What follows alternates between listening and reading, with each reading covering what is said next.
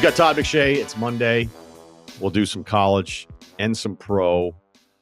I started with Georgia and their win in Lexington, the near upset. I talked about the lack of weapons, and I'll share this with you so the listeners already heard this before, but it's funny, in past years with Georgia, I go, do they have enough at receiver? It's like, you mean the 2 years they won national championships? Like, who cares? Doesn't seem to be an issue. But they also had Bowers, they had Washington, they had Ladd. I don't know. Anything alarming there from what you saw? Pass protection. Pass protection. I think that was one thing that stood out to me. One of the first games I can remember where I didn't feel like Carson Beck felt comfortable. He seemed agitated. Did you notice that? Like a little bit. Kirby was adamant after the game, and I feel like Kirby's more revealing in his comments than a lot of other head coaches, where he just was like, hey, don't even talk to me about the defense, because that's not the issue. And clearly it wasn't. It was like a weird game in that you're thinking, hey, what's wrong with Georgia? And you go, well, Kentucky scored 6 points, so it's not the defense. And Walker, number 11, is absurd for them. But he was adamant that it wasn't really Beck either. I don't know necessarily. That's why I asked. I'm not pointing it or putting it or pinning it on Beck. I'm just saying, I'm so used to watching him. Georgia's running the ball, the play action. It seems like he's in a comfort zone. He gets settled in, sooner in games and stays settled in throughout games more than most college quarterbacks, especially, with their system. The run sets up the play action. It's not this overly complicated offense. They're not trying to, sling it around everywhere. But when they take, they're very conscientious with their shots. They're very deliberate in what they do offensively. And it's one of the first times I can remember watching and saying, and maybe it was just a surprise because it was Kentucky and coming off that tough loss that Kentucky had the week earlier with South Carolina. I didn't expect Kentucky to agitate, frustrate, get Beck uncomfortable the way they did. And it wasn't necessarily Beck. It was a byproduct of I didn't think pass protection was great. And, they've graduated a lot of good dudes to the NFL, and it's tough. When you're pipelining guys to the NFL, the offensive line can be the toughest. Receivers, you just plug in, right? Pass rushers are great pass rushers. Linebackers fly to the football and make plays. Corners can cover on an island. Offensive line, more than any other spot on the football field, is about time played together, continuity, understand, communication. And so I felt like it was one of the first times we've seen during this Georgia run where, they look vulnerable, and you mentioned off air, we were talking Tate, their guard was out, and Ratledge gets carted off. I mean, he's preseason All-American. But so that's one key. And that's, again, no matter. But with Georgia, you figure okay, that now you're not going to score. Right. So, a lot of credit to Kentucky bouncing back the way they did, playing the way they did. It was classic, Kentucky football. And you got to, yes, the defense played well and didn't give up a lot of points. They struggled to get off the field in the second half, though, at times. Now, I looked up at the end of the game. Kentucky had 23 first downs compared to 12 for Georgia. Kentucky had the ball for 35 minutes compared to Georgia's 25. And in modern football, we don't talk about time of possession, grinding it out and all that shit. But in a game like this, it was important. And I thought, while in the first half, Georgia was dominant defensively, but you started to see them kind of wear down a little bit and not playing with that same hair on fire. And I thought they started to lose a little leverage up front. They got moved around a little bit. So I think in the trenches for both sides, there's some room to grow, right? Some growth spots. And probably if you're Georgia and you're Kirby Smart, you're this is a good thing. We escaped we got a narrow victory. We escaped what could have been an ugly loss early in the season. But we've got a lot of coaching points here. And it's going to start up front. It always does, but especially after watching that game and studying that tape for the Georgia's coaching staff, I think the offensive and defensive lines are going to be where a lot of emphasis is placed. Yeah, and maybe, as I had also mentioned too, maybe this is their Auburn, maybe this is their Mizzou game, and it's not that big of a deal. But the resume of the receivers now without the NFL tight ends to go with it, Yep. Even though they've recruited incredibly well there at the position over the years. Maybe this is just that part of the season where it feels like it needs to get better. Texas, yours goes down, ab injury. Apparently, everybody tells us at the beginning it's not that big of a deal. But Arch Manning, I mean, there's a reason. Some people would argue, hey, the name cranked up his profile a little bit. I remember the first time I saw his high school stats was like, this guy's completely different than what you think of Manning's and now. And I think whether it was in relief 2 weeks ago or what we saw this past weekend where he had to play, 5 total touchdowns. This was the coming out party in a sense, even though it's UTSA. It's just understanding college football fans that may or not paying attention to as much of that stuff, realizing like this guy's completely different than what you'd expect from a Manning. And look, not much competition. The first, you want to hear something absurd? Well, look, I mean, just to put through, like, if you look at the stats, like one's a completely blown coverage. The first one is Bond at the line of scrimmage. So it sounds like I'm taking away from it a little bit, but there's a reason, there's a reason everybody wanted this guy, and he is that talented. Go ahead.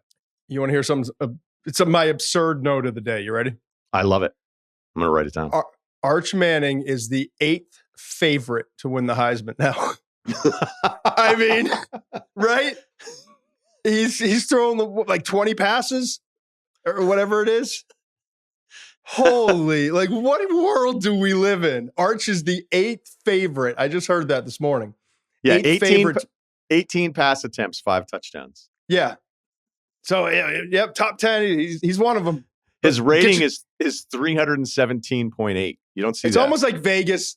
It's Vegas like laughing at just the common person, Well, what if viewers are really hurt though with the talent of everywhere else at this football team? Like I saw somebody tweet out, I think a media member going, "As great as Arch is, they need viewers to win a national championship." And I was like, "You sure about that?" Well, I'll say this: there were some things, and I've not gone back and studied the tape. Sure. I just watched the game on TV. There were some throws and some things that I think he missed, like any quarterback who you're talking about. Pass attempts 10 through 18 in his college career. But I liked what I saw, man. Like usually with quarterbacks coming in with that inexperience, they get, hear noises and see ghosts, and he hung in there. He was tough, and like sitting back and everyone's like, well, why did he stay at Texas? Well, I think it's because he's gotten this experience. He's working with Sark and he's the backup. He gets to learn.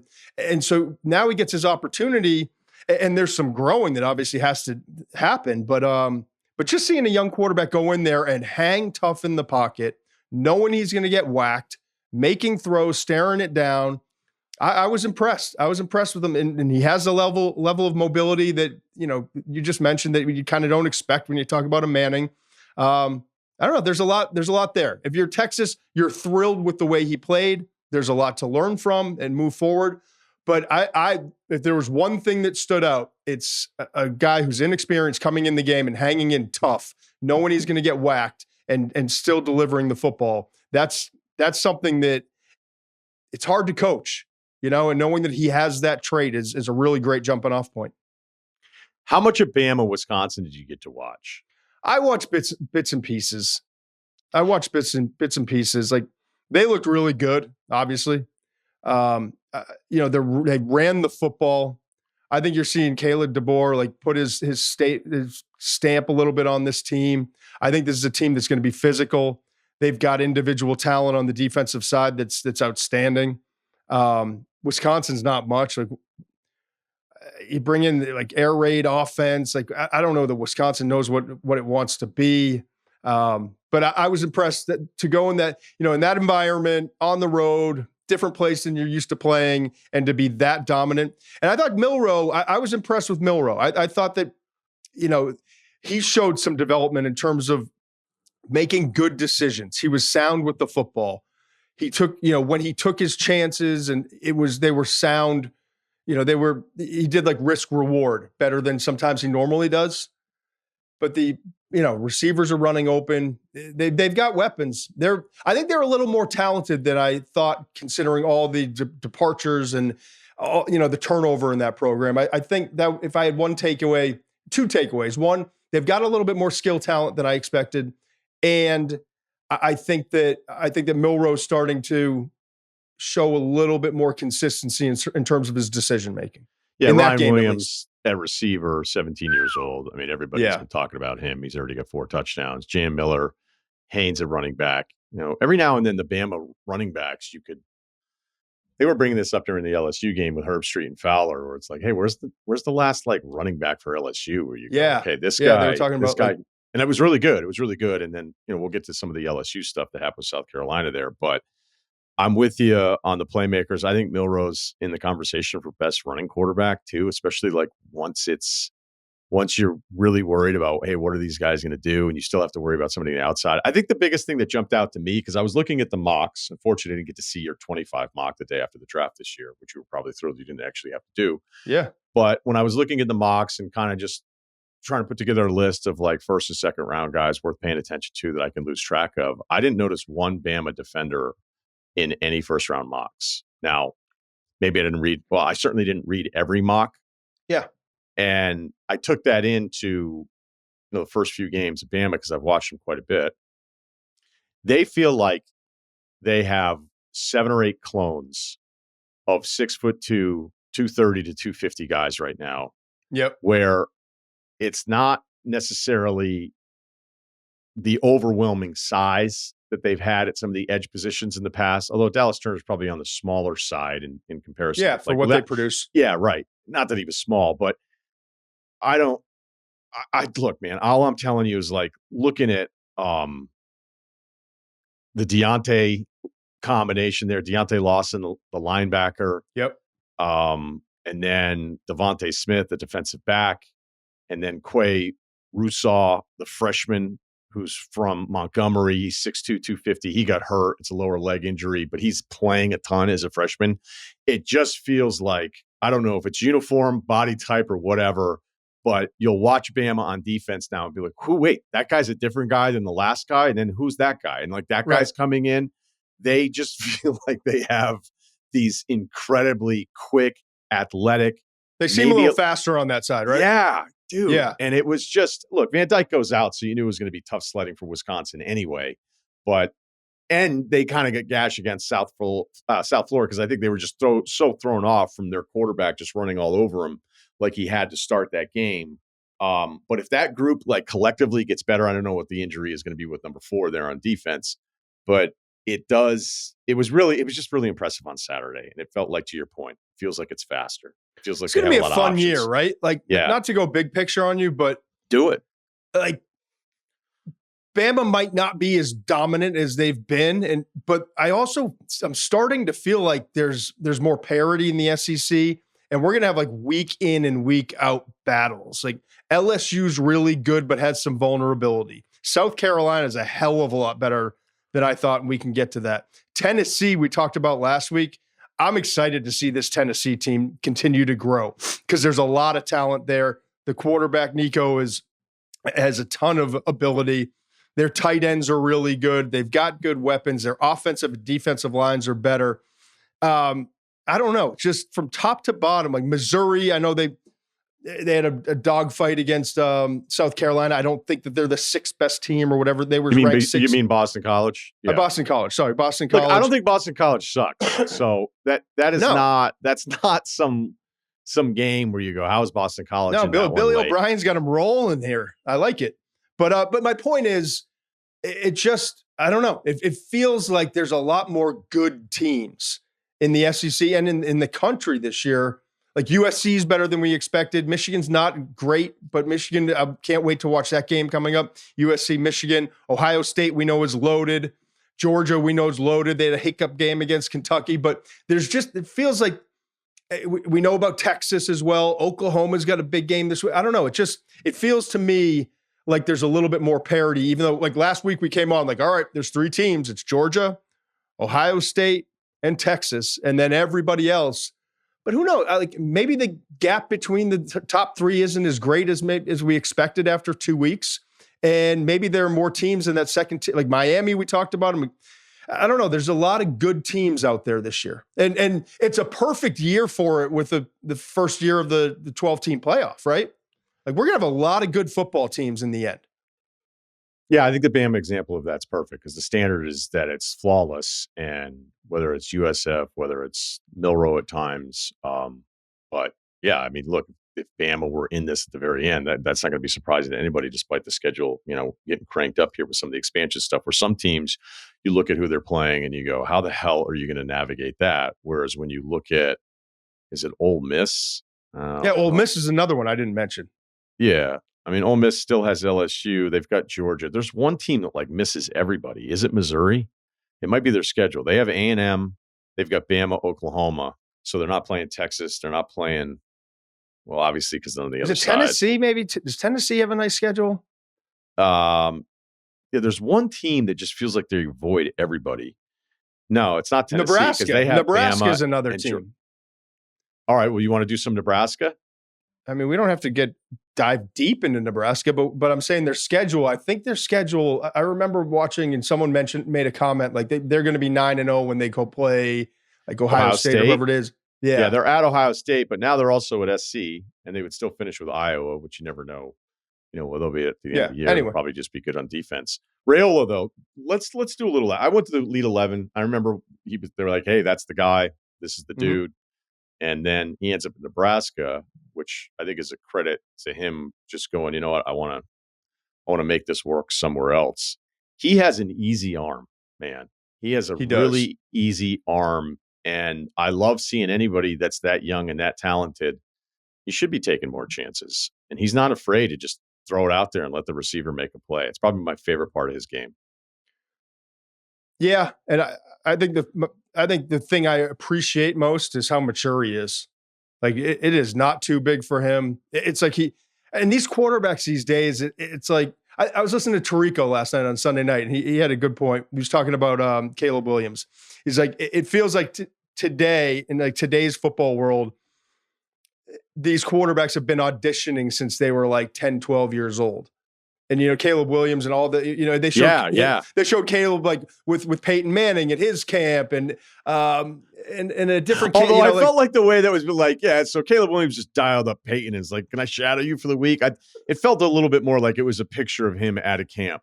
Right. No, it was. But the point was legitimate in that, like, totally. It was. It used to be a quarterback from like California or Texas or Florida or wherever, and like they had to grind it out in some shitty high school football and throw the ball 15 times a week, and hopefully they'd get to a college where they could be developed a little bit better, and then they move on to the NFL, and it's all like these big, bright lights and all this stuff. Now it's like you see your son has great talent at like 10, 12 years old, and there's access. And there's these 7-on-7 leagues and there's like football year round. Like my son's 10, he's playing an AAU league, that's like travel teams and tournaments all year round, 7-on-7. He plays some quarterback. He plays quarterback. I don't know. He runs the ball. He's quick, way quicker than his old man. We're not on the Peyton Manning camp, tour here. Trust me. He's my son. He's I love you, Tate, but like there's a cap to the talent level. Tate, here. Is he going to transfer a lot? It's a great name though for a quarterback. It is. Anyway, so I guess with Raiola, like to me, I get that same feeling. Like Caleb was, developed and all. He's been around the game. It doesn't feel too big for him. Listening to him, like even in press conferences, some of his quotes, seeing him on the field, there are certain guys where it doesn't feel too big, and they've got like I got it. And when I watch him like on the sideline, handling his receivers, talking to his offensive linemen, setting his protections, like he just is more advanced than he should be at this point in his career, maturity-wise, from like personal maturity and then just on the field and the way he's carrying himself. And yeah, like the talent level is outstanding. He's going to be fun to watch for the rest of this year and the next 2 years because I just want to see his development. But when you have a quarterback that you believe in, the way that Nebraska believes in him, it's hard to find that, and they've got an absolute dude. And you want to talk about a point like Friday night? I'm here for it, man. Illinois, big win, coming off a big win at Nebraska Friday night. I can't wait for that game. They may be second, third tier programs and all that, but like it's just another great opportunity when they've got the spotlight on them. How does Raiola, how does he show up? How does he perform? I'm excited to see it. Yeah, Altmaier quarterback, Ole Miss guy. Mm-hmm. I was going to do a where are they now, but I may save that for a slower day. All right, before we go to the NFL, we should probably talk about the South Carolina game. Even though That was LSU fun, won. wasn't it? It was a lot of fun, incredibly frustrating if you're a Gamecocks fan. Yes. The officiating was not on your side there. In the open, I said, look, I still think LSU is good, but I think the conversation starts with Kennard at edge. The Georgia Tech transfer, 5 sacks, tied for the most sacks in the country at this point. South Carolina has multiple guys that are really exciting. Like South Carolina is going to get screens throughout the entire season just because of that defense. And who knows if Sellers, who I kind of like a little bit at quarterback, certainly more than Robbie Ashford, it's frustrating for a million different reasons. But what is Kennard? I know you haven't done the deep tape, and these conversations are more in depth months later as we get into next year for you. So it's just hard to, like, every single play you feel like you notice him. Yeah, he was possessed. I mean, and that defensive line as a whole played great. I mean, they should be so proud of what they did. Like, I just, it's like the only tweet I sent out. I was like this, like, I see you, South Carolina defensive line. Like, the effort, forget the talent level for a minute. The effort is what jumped out to me. Like, guys just flying around, hair on fire, just refused to be stopped. It wasn't Kennard. He started at Georgia Tech, right? Transferred. Yeah. Yeah, so he's a transfer. He comes in 6'5", 255, that range, quick, good with his hands, just relentless. And he was blowing up play after play after play. And quite honestly, like, give Garrett Nussmeier, the quarterback, I give him a ton of credit. That's the type of game where a quarterback can go in his shell. And Nussmeier did not. He took his lumps. That's also the kind of game where a quarterback just starts to make dumb throws and feels the pressure and unforced mistakes or forced mistakes. And to hang in there the way he did, I continue to be impressed with Nussmeier. He's not a guy that's getting a lot of love, and we're not first round and all that stuff. But the way he's played early this season, the guts that he's shown in the pocket, the ball placement under pressure. That USC game, I thought he was sensational. I thought both quarterbacks in that game were sensational. I thought he was outstanding in the second half, against South Carolina and kind of figured some things out defensively that they were doing. But again, the story to me was the South Carolina defensive line. And if they can play at that kind of level, who knows? Like, they're an outside, like a dark horse to potentially get in. Is one of the, I haven't looked at their schedule, but that's a good football team.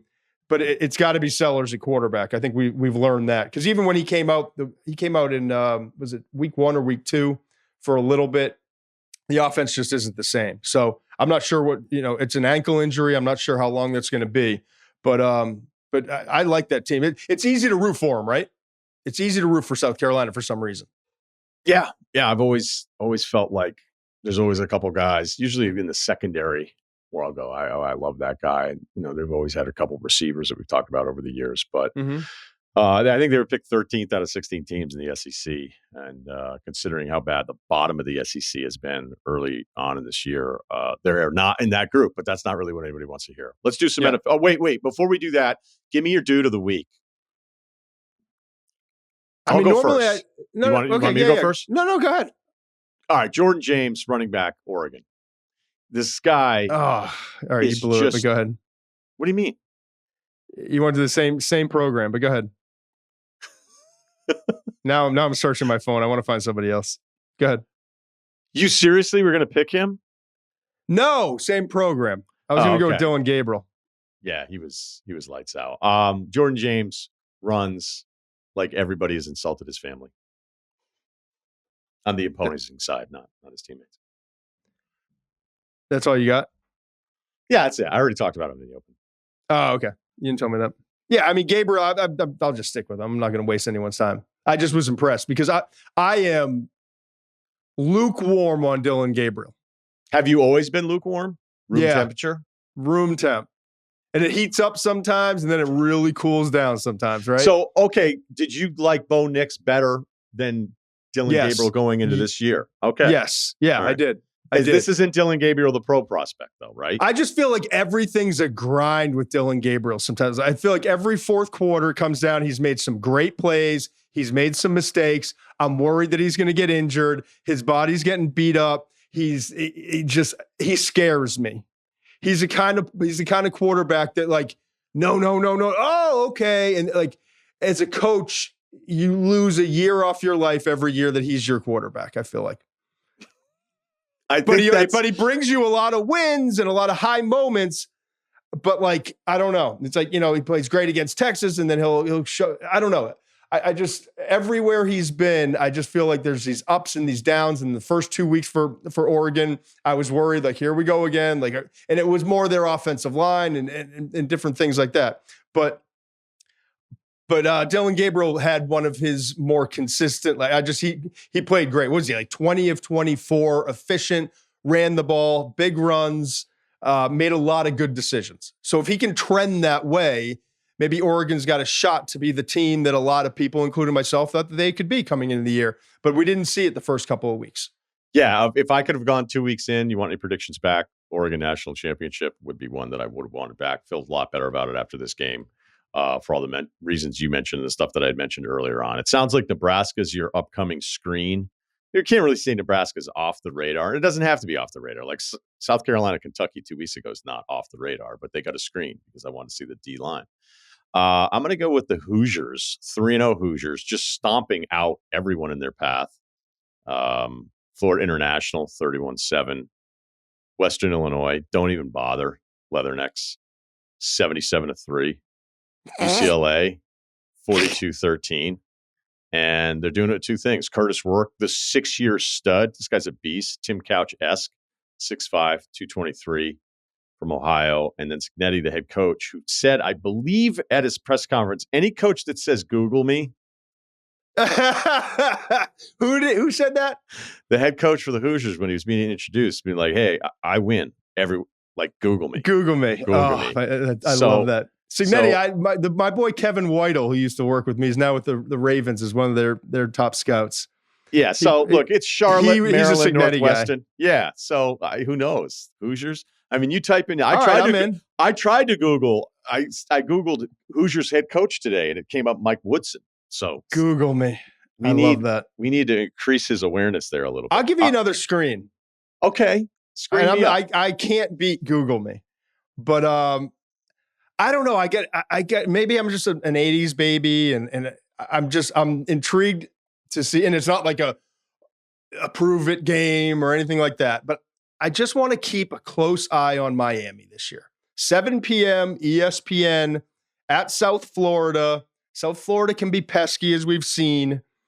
3-0 Miami. This is the kind of game where Miami, in this like 20-year path of the U is back and all this shit, this is the kind of game where Miami can come out and do something stupid, right? Miami's in the great years they've had, they'll go lose to the good program and it'll look ugly. But in those like mediocre years, they'll have a game against a South Florida, where everything's exciting. It's early in the season. They're 3-0. Let's look at their schedule. I want to see their schedule real quick. All right. So you get Virginia Tech next, Cal, Louisville. So it's not like they have anything. But this schedule is incredible. It's alarmingly easy. Yes. So you can't trip up in these types of games. On the road, South Florida, kind of a tricky, pesky opponent. They've got Virginia Tech at home, at Cal, at Louisville, Florida State at home, Duke at home, at Georgia Tech, Wake Forest, and Syracuse. You can't screw this up. They could easily go undefeated. I hate to say that, but this is no. I'm not. Tell me what game they're gonna. Tell me what game that they're going to be underdogs in. None of them. So I'm just saying, this has one of those feels before they start conference play. It's already gotten easier. I mean, Virginia Tech. You started the year going, okay, they're Florida State in the mix. They lose to Vanderbilt, although Diego the only game that's Pavia, gotten harder, in my opinion, is Georgia Tech. Maybe Syracuse, Kyle McCord. Yeah. Light show, laser show. I'm telling you, he was so good 2 weeks ago. Yeah, he was so good 2 weeks ago.